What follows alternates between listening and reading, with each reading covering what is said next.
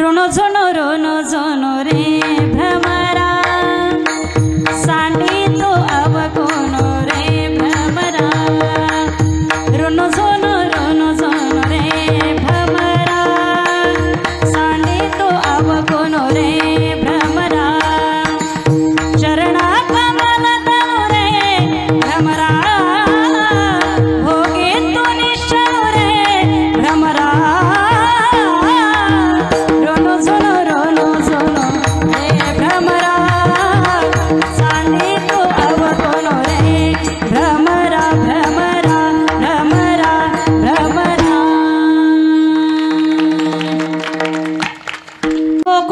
सुखा अंतपारण ही लेखा बाळकृष्ण नंदा घरी आनंदल्या नरनारी गुडिया तोरणे करती कथा गाती गाणे बाळकृष्ण नंदा घरी आनंदल्या नरनारी तुका म्हणे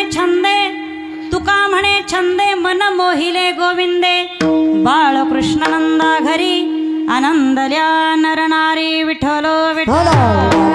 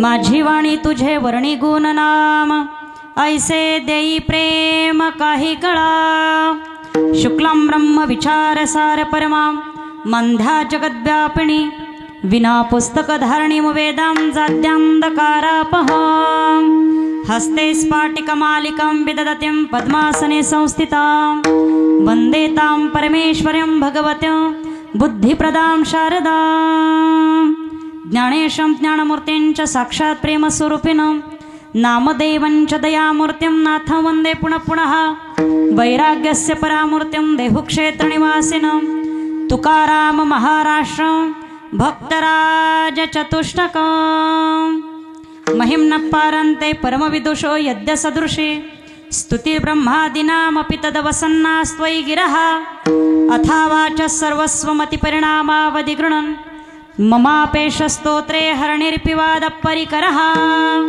जयांचे केलिया स्मरण होय सकळे विद्यांचे अधिकरण तेची वंदो श्रीचरण श्री गुरूंचे ते नमस्कार नियता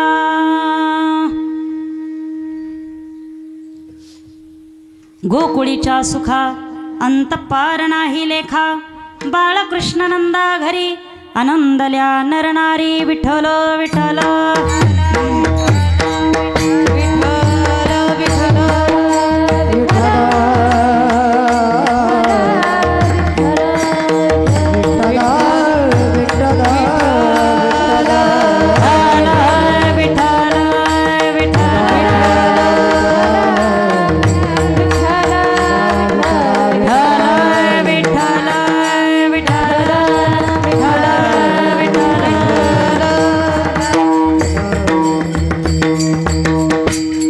गोकुळीच्या सुखा अंतपार नाही लेखा बाळ बालकृष्ण नंदा घरी आनंदल्या नरनारी।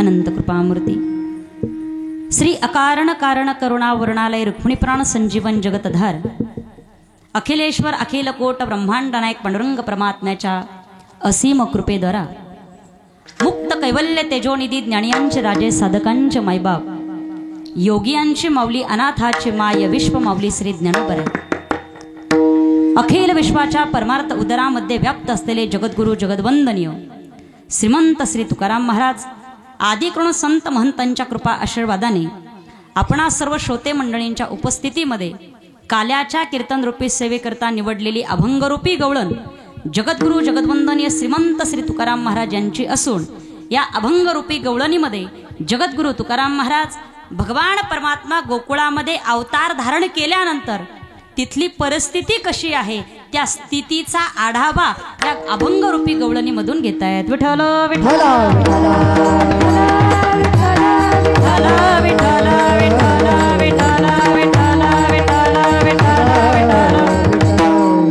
सेवेला सुरुवात करण्या अगोदर थोडासा परिहार देणे उचित आहे, तो म्हणजे असा, आपल्या ह्या श्री क्षेत्र तळणी गावामध्ये अनेक वर्षांपासून अखंड हरिनाम सप्ताह, श्रीमद भागवत कथा, रामकथा या कथेचं आयोजन आपण सर्व ग्रामस्थ मंडळी एकत्रित येऊन मोठ्या थाटामाटामध्ये संपन्न करता आहात।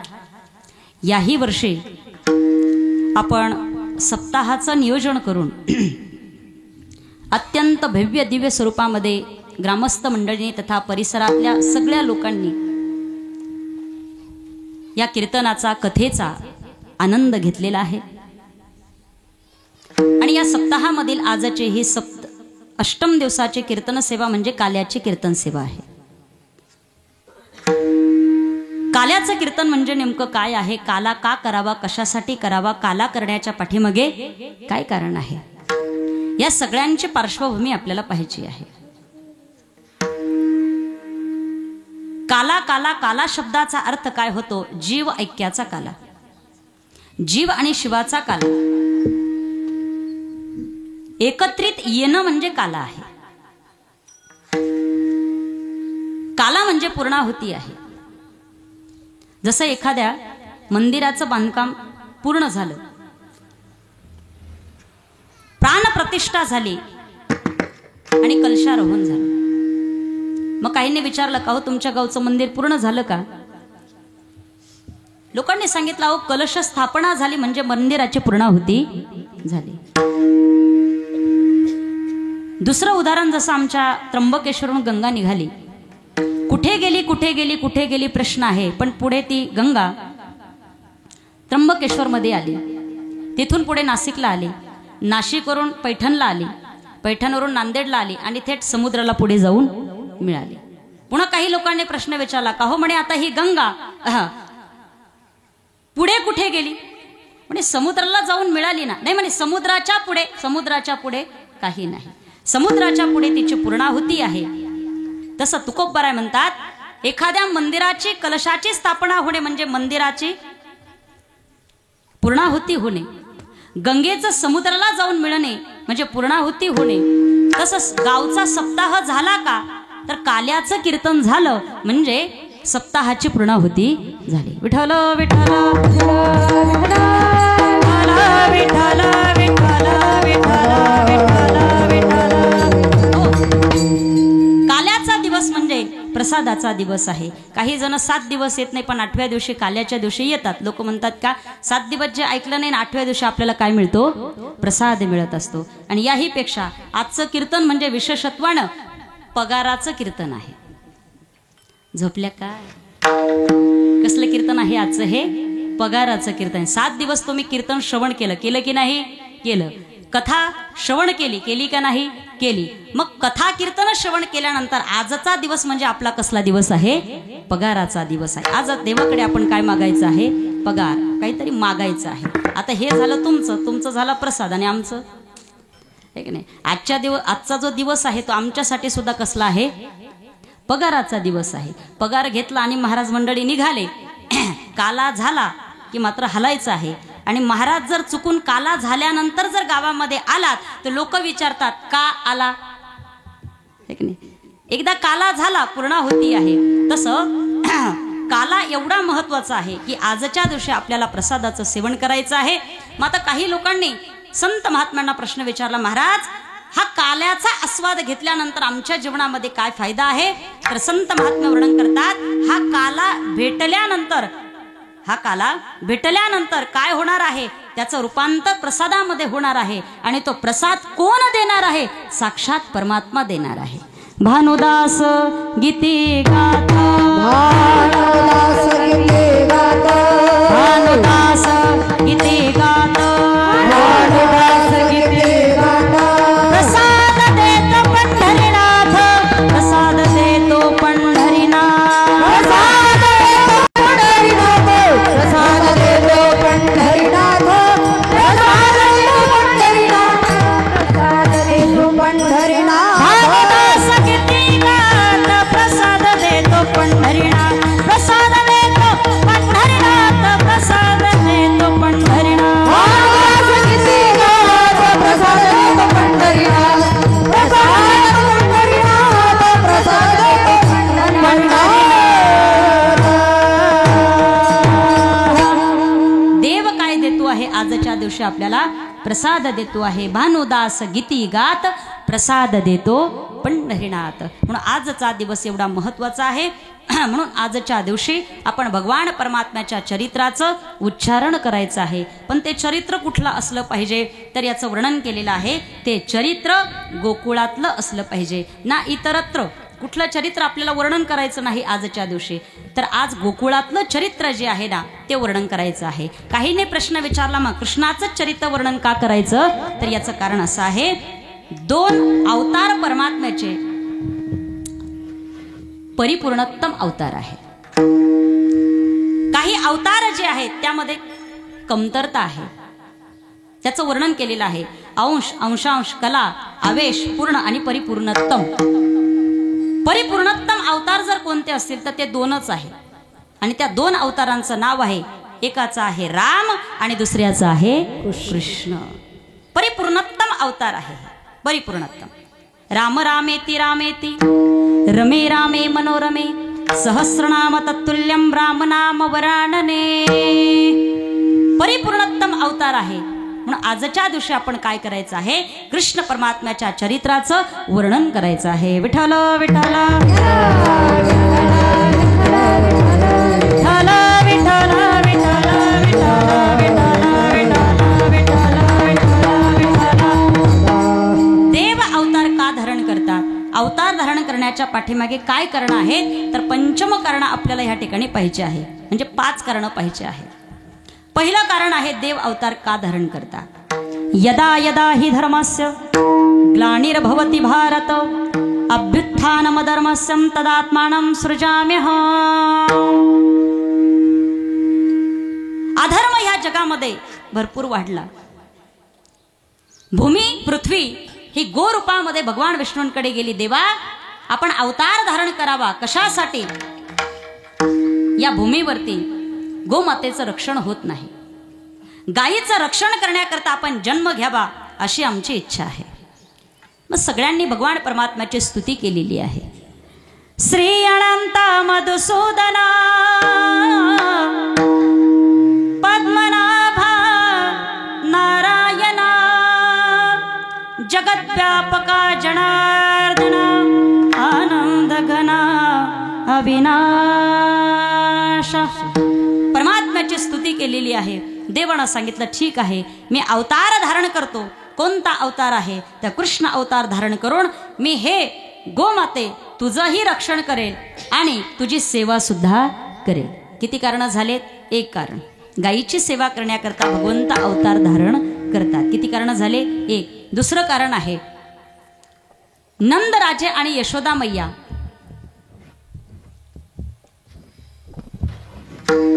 मागच्या जन्मामध्ये गंधर्व आणि गांधर्वी तपश्चर्या केली. देव प्रसन्न झाले. वरंब्रुही, काय पाहिजे बोला. देवा, आमची इच्छा आहे की आपलं बालस्वरूप आम्ही निहाळावं, एवढी आमची अपेक्षा आहे. देवानं सांगितलं, तथास्तु, ही तुमची इच्छा पूर्ण होणार. देवकी आणि वसुदेव मागच्या जन्मी घनघोर तपश्चर्या केली. देव प्रसन्न झाल्यानंतर देवाने विचारलं, बोला काय पाहिजे? त्यांनी सांगितलं, देवा काही नाही, आपण फक्त आमच्या पोटी जन्म घ्यावा एवढी आमची अपेक्षा आहे. देवानं सांगितलं, ठीक आहे, ही तुमची इच्छा मी पूर्ण करणार. वसुदेव देवकी, यशोदा मैया आणि नंदराजे यांच्या इच्छापूर्ती करता देव अवतार धारण करतात. किती कारण झाले? 2 कारण. आता तिसरं कारण. रामायणातला गोड प्रसंग आहे, आपल्या सगळ्यांना ज्ञात आहे. रामप्रभूंच्या पदस्पर्शाने दगडाची बाई झाली. त्या अरण्यातल्या ऋषीमुनींना कळालं. सगळेजण विचार करतायत, रामाच्या पदस्पर्शाने दगडाची बाई होते आहे. मग सगळ्या ऋषीमुनींनी मीटिंग बोलवली आणि बोलायला सुरुवात केली. आणि आपलं लग्न झालं नाही, बरं मुलगी तरी कशी देणार? न बंगला आहे, न गाडी आहे, न नोकरी आहे, मुलगी आपल्याला कोण देणार? त्याच्यातला एक जण उठला म्हणू लागला, अरे फार सोपं आहे, त्या रामाच्या पायामध्ये ताकद आहे, त्याच्या पदस्पर्शाने दगडाची काय होते? बाई होते. मग एक काम करू ना, प्रत्येकानं दगड घ्यायचे. रामप्रभू या रस्त्याने येणार आहे, रामप्रभूंच्या पायाच्या स्पर्शाने बाई तयार होईल, मग आपण तिच्यासोबत लग्न करायचं. अरे म्हणे अडगळ चांगली आहे. मग प्रत्येकानं मीटिंग झाल्यानंतर दगड डोक्यावर घ्यायचे ठरवले.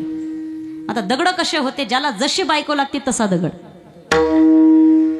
परमेश्वर महाराज, ज्याला अशी अगदी सडपातळ लागत असेल ना, अगदी बारीक चिपकी घ्यायची. ज्याला अगदी महाराज चांगली लागत असेल ना, त्याने असा भला मोठा दगड, चांगली महाराज अगदी दणकाव दगड सगळ्यांनी डोक्यावरती घेतले आणि निघाले. ज्या दिशेनं रामप्रभू येणार आहेत त्या दिशेने सगळ्यांच्या डोक्यावरती दगड आहेत. ऋषीमुनी निघाले. समोरून रामप्रभू लक्ष म्हणजे विश्वामित्रांच्या समवेत येत आहे. ज्या वेळेला सर्व ऋषीमुनींनी परमात्मा समोरून येताना पाहिला, देहभान विसरले. कारण परमात्म्याचं स्वरूप कसं होतं? राजस सकमार मदनाचा पुतळा रविशसी कळा लोपलिया. राजस सकमार मदनाचा पुतळा रविशसी कळा लोपलिया. राजस सकमार मदनाचा पुतळा रविशसी कळा लोपलिया. हरि बोल.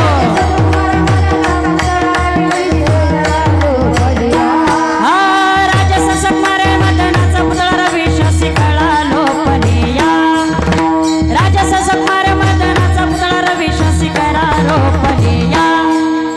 राजस सकमार मदनाचा पुतळा रविशसी कळा लोपलिया. राजस सकमार मदनाचा पुतळा रविशसी कळा लोपलिया. रविशसी कळा लोपलिया. रविशसी कळा लोपलिया. राजस सकमार मदनाचा पुतळा रविशसी कळा लोपलिया. राजस सकमार मदनाचा पुतळा रविशसी कळा लोपलिया. या कळा लोपलिया.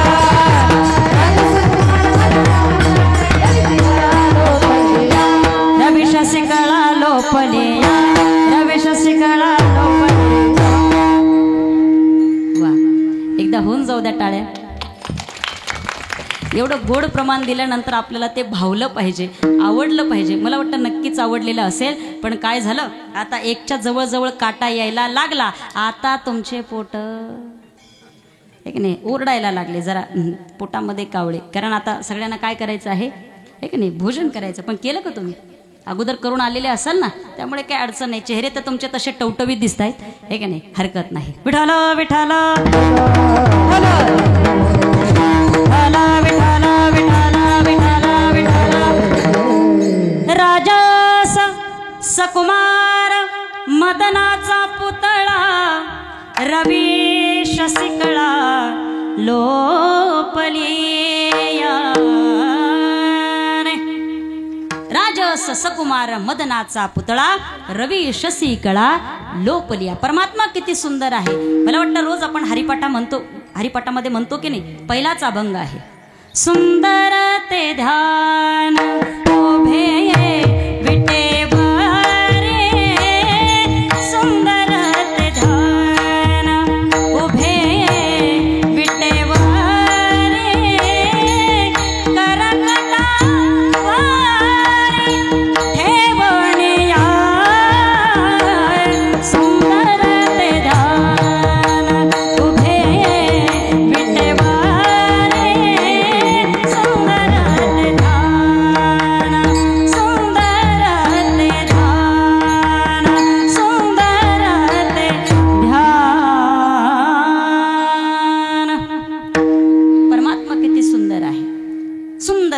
ध्यान उभे विटेवरी करकटावरी ठेवनिया. देव अत्यंत सुंदर आहे. देवाचं स्वरूप पाहिलं आणि देवाकडे सगळेजण पाहत राहिले. परिणाम असा झाला, रामप्रभू अत्यंत ऋषीमुनींच्या जवळ आले.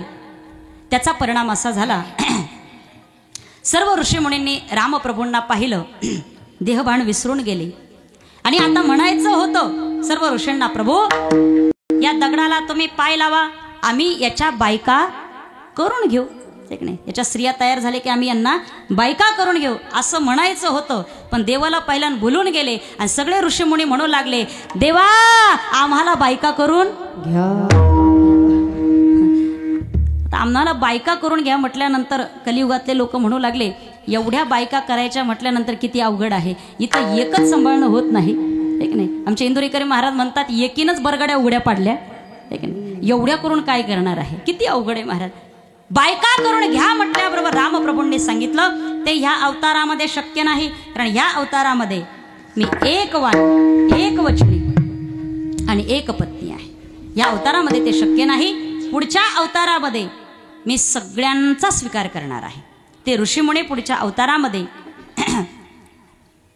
16,100 स्त्रिया बनल्या आणि कृष्ण परमात्माने सगळ्यांचा स्वीकार केला. म्हणजे राम अवतारामध्ये ऋषीमुनींची इच्छा पूर्ण करण्याकरता भगवान परमात्माने कृष्ण हा अवतार धारण केला. किती कारण झालेत, किती झालेत, किती झाले नक्की महिला मंडळ, किती कारण झालेत? 3 कारण झाले. चौथं कारण सांगते ऐका. श्रीमद भागवतामध्ये आपल्या सगळ्यांना ज्ञात आहे, परमात्माने बटू अवतार वामनाचा धारण केला. वामन अवतार धारण केल्यानंतर भृगुकच्छक नामक देशामध्ये वामन भगवान परमात्मा बळीच्या द्वारामध्ये दान मागण्याकरता गेले. बळीनं पाहिला आपल्या द्वारामध्ये कोणीतरी बटू रूपामध्ये ब्राह्मण आलेला आहे. बळी उठला आणि वामन भगवान परमात्म्याकडे गेला. महाराज काय पाहिजे आहे? वामन भगवान परमात्म्याने सांगितलं एकच इच्छा आहे की मला त्रिपाद भूमी दान पाहिजे आहे. बस एवढंच, 3 पावलं भूमी, माझ्याकडे भरपूर जमीन आहे ना, 3 पावलापेक्षा अधिक घ्या. वामन भगवान परमात्म्याने सांगितलं नाही, त्रिपादच भूमी, याच्यापेक्षा जास्त नको आहे. ठीक आहे, देण्याकरता मी तयार आहे, पण एक काम करा, मी जरा मातृभक्त आहे, मी माझ्या आईकडे जातो आणि आईला विचारतो मी दान देऊ का. बळी निघाला, आईकडे आला आणि आईला म्हणू लागला, हे आई, आपल्या द्वारामध्ये कोणीतरी ब्रह्म रूपामध्ये दान मागण्याकरता आलेला आहे आणि त्रिपाद भूमी दान मागतो आहे, हे आई देऊ का. त्या आईने डोळे बंद केले आणि पाहिलं दारामध्ये कोण आहे. डोळे उघडले आणि बळीला सांगू लागली, बळी, अरे जो तुझ्या दारामध्ये उभा आहे ना, तो जगत चालक परमात्मा आहे. अरे संपूर्ण जगत ज्याच्या समोर हात पसरवत आहे तो परमात्मा आज तुझ्या दारामध्ये काही मागण्याकरता आलेला आहे. बळी, देऊन टाक, चिंता करू नको. अरे खऱ्या अर्थानं मी तुला जन्म दिला ना, माझी कूस धन्य झाली. ती आई बळीला म्हणती आहे, बळी, अरे अच्छा हुआ सती नहीं गई अपने पति बिरोचन के साथ, अच्छा हुआ सती नहीं गई अपने पति बिरोचन के साथ, ऐसा पुत्र पैदा किया कि प्रभु पसारे हाथ.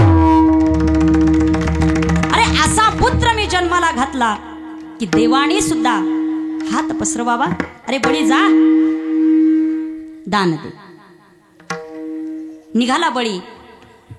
राजमहालातून येत असताना नेमके बळीच्या समोर गुरुवर्य शुक्राचार्य आले. शुक्राचार्याने सांगितलं, हे बळी काय करतो आहे? म्हणे दान देतो आहे. देऊ नको. कोण आहे तुला माहिती का? देव आहे तो. बळीनं सांगितलं नाही, एकदा वचन दिलं देणार आहे. मी का असं कलियुगातल्या माणसांसारखं आहे का? वर्गणी देतो देतो म्हणून सांगतो, 7वा दिवस एक तो पंक्तीचा शेवटचा दिवस रट्टावून हाणतो तरी सुद्धा वर्गणी देत नाही. मी का त्यातला आहे का? हा, अजिबात नाही. बोले तैसा चाले त्याची वंदावी पाऊले. तो का मानस सविना आवड, तो का मानस सविना आवडी, तो का मानस सविना आवडी.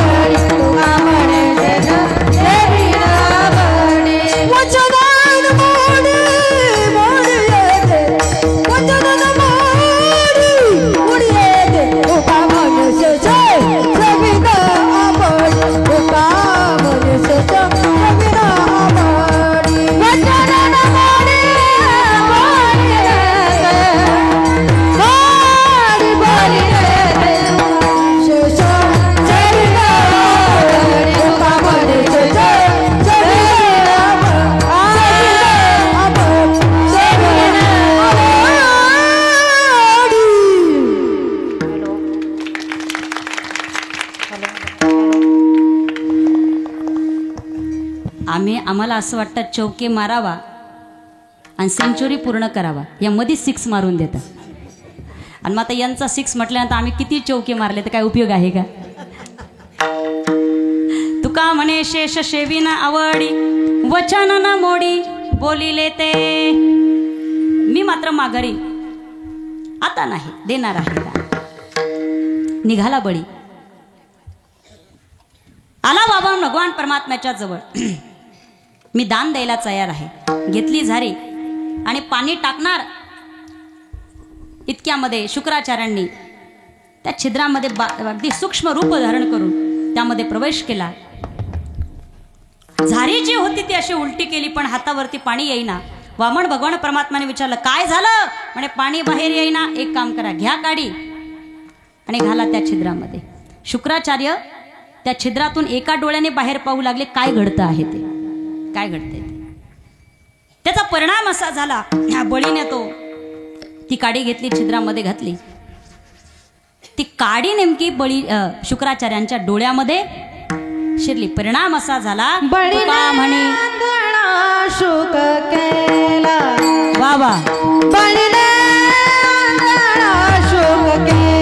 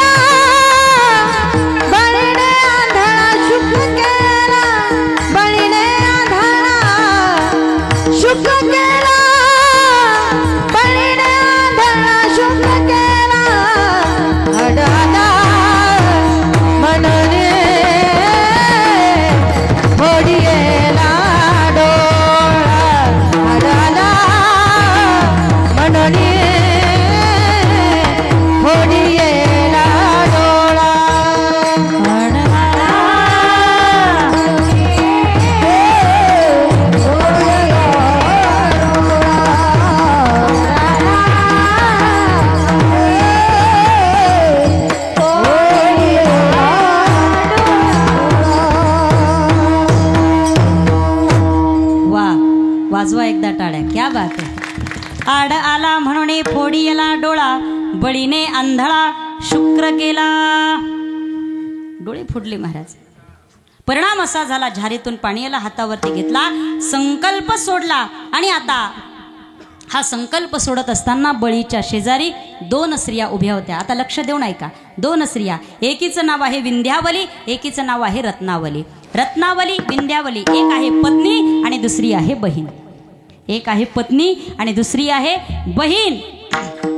वामन भगवान परमात्म्याने ज्या वेळेला ते स्वरूप धारण करून दारामध्ये आलेले होते ना, ते बळीच्या बहिणीनं पाहिलं आणि तिच्या अंतःकरणामध्ये असा भाव निर्माण झाला, किती सुंदर लेकरू आहे, अत्यंत छोटा आहे, गोंडस आहे, किती सुंदर दिसत आहे.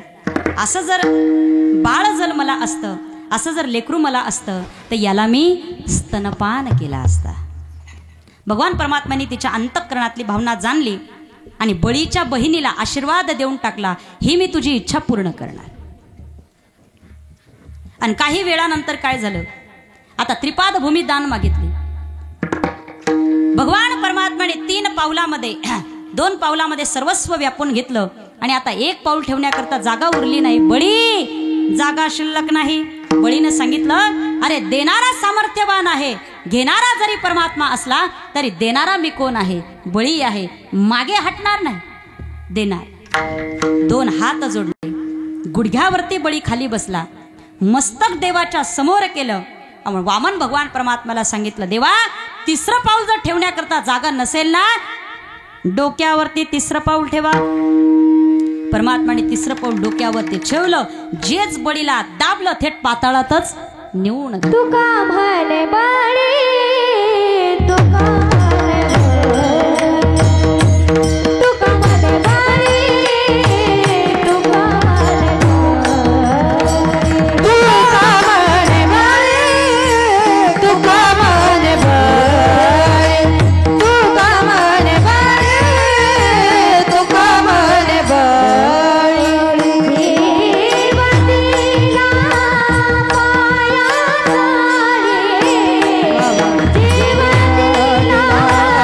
हरी बोल.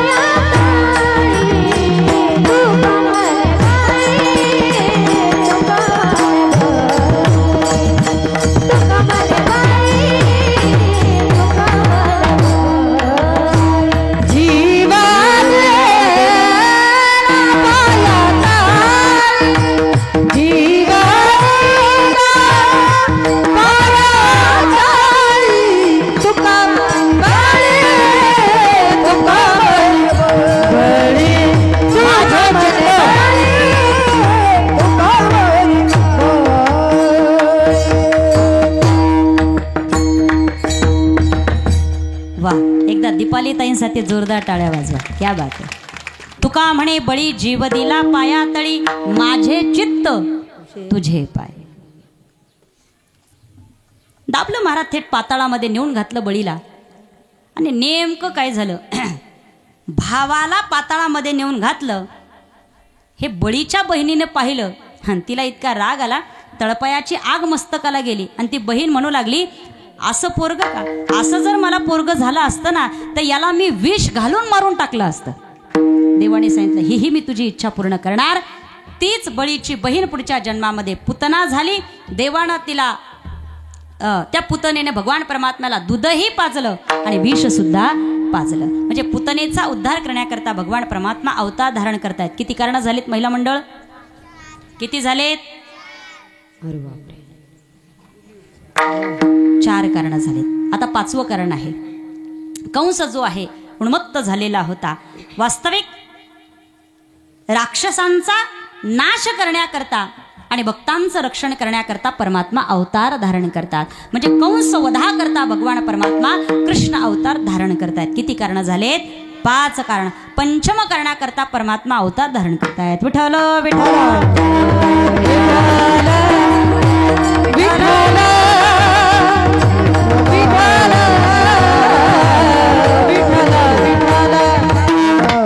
देवाने अवतार धारण करायचं ठरवलं. 33 कोटी देवता एकत्रित झाले आणि प्रत्येकाला विचारलं, तुम्ही माझ्यासोबत येणार का? सगळ्या देवतांनी सांगितलं, आम्ही यादव म्हणून येणार आहे. लक्ष्मीला विचारलं, तू येणार आहेस का? मी कौंडण्यपुरामध्ये विदर्भापती राजा भीमकाची मुलगी रुक्मिणी म्हणून